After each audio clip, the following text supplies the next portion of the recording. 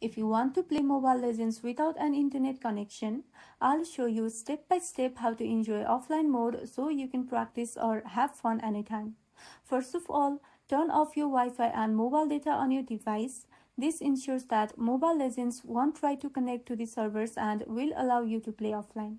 Now, open the Mobile Legends app on your device and make sure your app is updated to the latest version. Now, from the main menu, tap on Battle and then select Practice Mode. Here, you will be playing against AI opponents so you can enjoy a full offline match.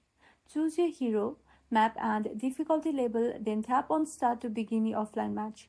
While offline, you can practice skills, explore maps and try out different heroes.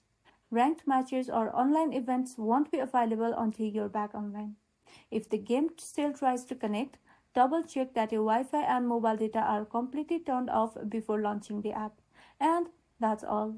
That's how you can play Mobile Legends in offline mode anytime. If this video helped you, don't forget to like and subscribe for more tutorials, and thank you for watching.